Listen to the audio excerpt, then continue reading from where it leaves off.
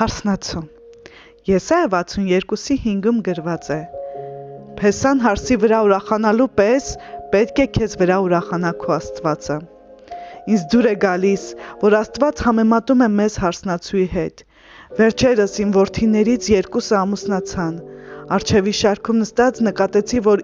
ինչպես նրանք լաց եղան, տեսնելով մոտեցող հարսնացուին, ինչը անշուշտ ստիպեց ինձ նույնպես լաց լինել։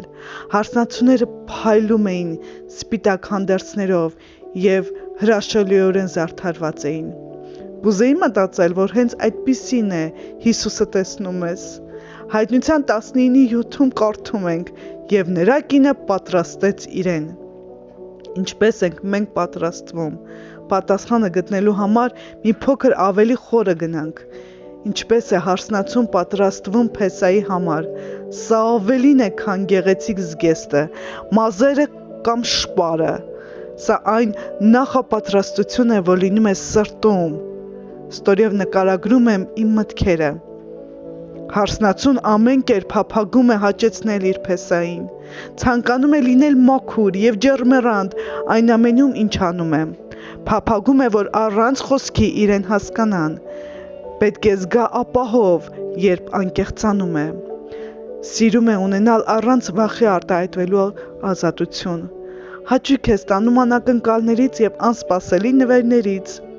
Սիրում է գաղտնիքներ փոխանակել փեսացուի հետ։ Սիրում է ճաշակել պատկանելության ուրախությունը։ Ցանկանում է, որ խնամեն, պաշտպանեն, ուղղորդեն և նույնիսկ մեղմորեն շտկեն իրեն։ Համակված է Փեսայի հանդեպ սիրով։ Ես հավատում եմ, որ այսպիսի ցանկություններ կա Աստծո յուրաքանչյուր դստեր սրտում։ Ուրիշ ոք չի կարող սիրել մեզ այսպես։ Նա ապահովել է մեզ ամեն ինչով, ինչի կարիք ունենք։ Ինչու չծածկվել նրա արդարությամբ, զարդարվենք նրան երկրպագությամբ, ուրախացեք նրա գրկում և թող ձեր սիրտը ապարի նրա առջև։ Սիրելիներս, եկեք աղոթենք։ Սիրելի երկնային Հայր, սիրիր ինձ այնպիսին, ինչպիսին ստեղծել ես։ Ես կպատրաստեմ իմ անձը քեզ համար ինչպես հարսնացու։ Դրոշմիր ինձ քո սրտում ինչպես կնիկ և թույլ տուր զգամ, որ քո ժպիտն ուղեկցում է ինձ, մինչ մուտք եմ գործում այն ամենի մեջ, ինչ պատրաստել ես ինձ համար։ Ամեն։ Ես ուժեղ եմ, որովհետև իմ Փեսան ուրախանում է ինձանով։